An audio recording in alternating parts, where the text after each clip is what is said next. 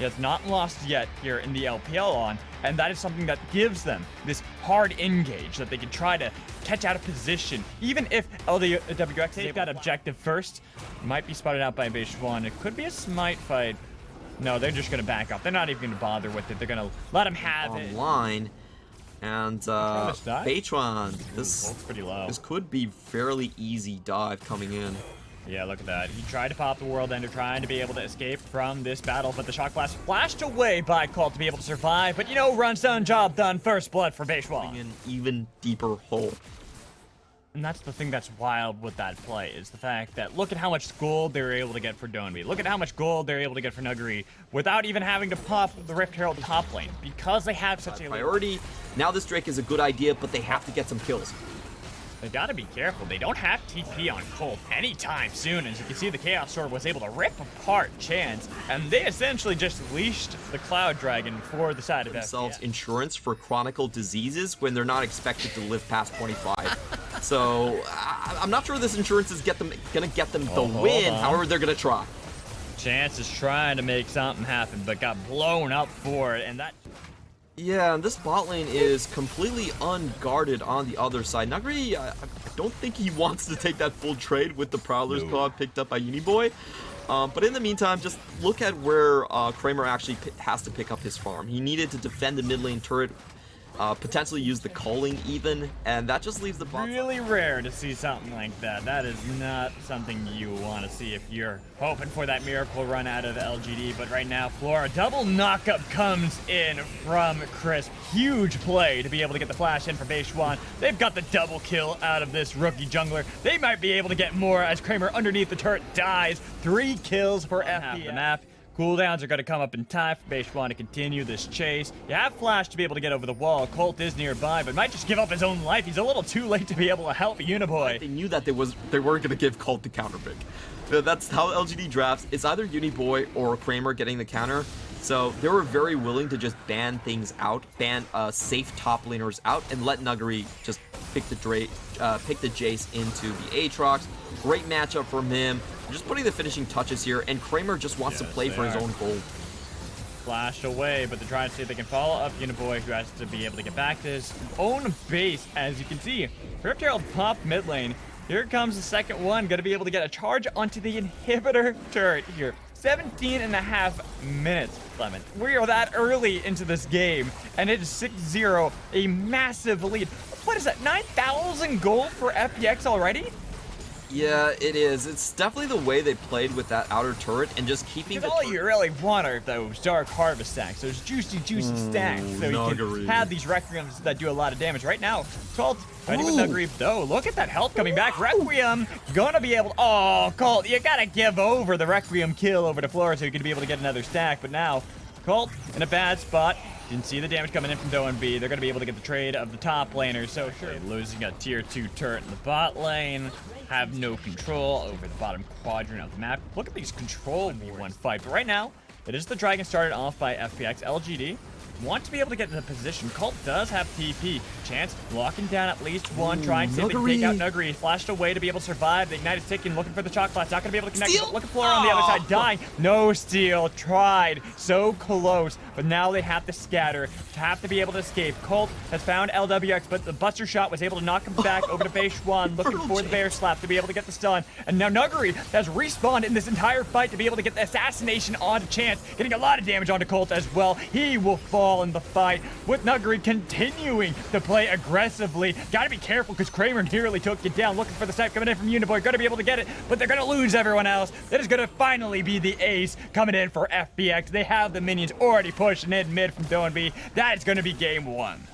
1 for 5 trade in the very end, and this might be the fastest game so far in the LPL. We're not even at the 22-minute mark.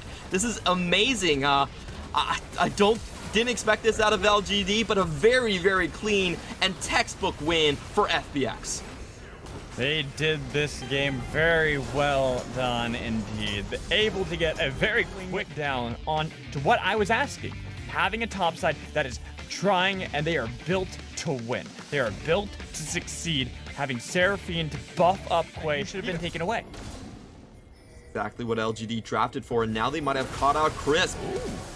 Look for the first engagement. Oh, They're going to be able to get a double knock-up. Look at the damage. It's going to be first blood for Beishwan, but everyone's still in the thick of it. Chance going to be the next to fall. Double kill for Beishwan. Uniboy the next to fall, and they gift the kill over to LWX. As Nuguri is looking for the chase on Kramer. Still underneath the turret. Doesn't want to go for the full commit. Crisp here to look for a dive on Colt like they did in game 1. Try to see if they can punish this. They're going to be able to get the knock-up they need to with a lot of damage in. And man, Beishwan rips apart Colt. They can even give the kill over to Nuguri if they really want to, but it's going to be Doenby. And that's why it's always nice to draft this Tristana. You can always leave Tristana alone on an island in a 2v1 scenario and say, clear out the minion waves. You're directly underneath the enemy tower, have the takiness to survive and just take the shots, and if any lane is even pushed up remotely, you just get a kill. Ooh. Oh. Flash. Oh no, Cole. You flashed already trying to get that solo kill on Nuguri, and now you're into the alcove. Beishwan, I'm surprised he didn't actually want to commit for it. Maybe it's because they noticed on the other side the Quay is going to be here soon. Is he going to be able to go Mega? Not going to be able to in time. Instead, there's going to be Beishwan stuck underneath the turret. While bot lane, a 2v2 dive attempted, giving a kill over to LWX. Chance now fighting against this Tristana, who's just taking plates, getting more gold into their pockets to be able to beat out Chance, and might even look for yet another dive. This time, it's Solo flashed over the wall to survive. Full of revenge. He's trying to avenge his dead AD carry. Everyone goes down. 2 for 7 now on the kills. Herald to succeed. You not only have to take the tower, you also have to get the kill. Because you are losing out on experience as well, while the enemy team is taking guaranteed turret plates. So whenever you see this play happening, the team that invests 5-man is already putting themselves behind. FPX go for 2 plays on the map. Familiar onto Uniboy, who gets dove easily. Another kill over to Doenby. Third one of the game. Shelly will be popped in the top lane to get a little bit of gold back for LGD. Like you said, they have to have something. They have to get any kind of gold influx because they are falling so far behind to FPX that, look at this. Agree, doesn't even care. He's by himself. Sure, you have Chance here to be able to get the stun onto him, but he's going to be able to hop away from that one. Had Gnar just in case if you wanted to be able to throw someone into the wall, and he keeps dodging a lot of these skill shots. Yeah, he's keeping himself very much alive here, and I think the problem with this play behind. Unfortunately, after one botched fight, everything went awry. So now they're trying to see if they can reset the play, get more gold over to Kramer so that they can fall back onto their normal, typical style. Not gonna lie, that was kind of troll from Chance as he takes away the kill with the spear right there. Would have been better on his carries, but definitely not what you want to do as a support in a 100% certified kill. We are going to see LGD take away everything from the bot side, but again, it's going to be at the cost for a 2-for-1. And it looks like FPX can actually just take away the mid lane tower. Seraphine's getting completely zoned away. 0-3-1 now with no Moonstaff build against the Finnish Loon's Tempest. And this is LGD trying to make the proactive play to get back tempo, but I also feel like FPX are the ones that are still dictating what happens on the map. They're basically dangling Nuguri around on the weak side and saying, hey, come for this trade, you want the trade, you want to do something, and then FPX get the bidder. You talked about hanging Nuguri on his string, being like, all right, that's this one, but it's really LWX who's trying to do that. Look at the damage! What the hell happened to Quay there? That was a 1v2, and he's going to be able to take down Chance. Sure, Chris will get a little bit of credit, but they've got the reset. Colt, you're 2 levels down to the ADC of LWX. There's no way in hell he can fight back. Chris actually didn't do anything in that fight. That was basically a 3v1 for the AD carry. The burst damage on the Quay was so damn disgusting. And it's crazy to see an AD carry 2 levels ahead of the solo laners. Jesus. This is what a fed Tristana will do.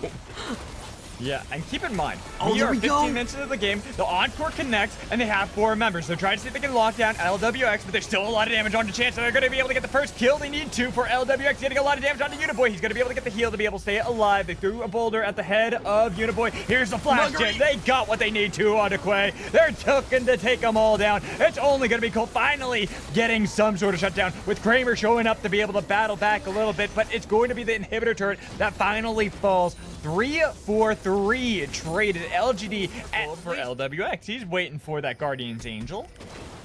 Yeah, interesting play here. Actually turns out quite decent. They get, I think, 1 tower only. but still, that's quite a bit. They get 2. Oh, 2. Okay. And that's still... Yeah, and I want to see how LWX, like, we still have some AP ratios. It's not the same. It isn't. I remember the days where you Goomba stomped people, you killed them almost immediately with the Buster Shot, and if they didn't die, your explosive charge was a little different. It was the burn effect. That was a lot the stronger. flash from Uniboy.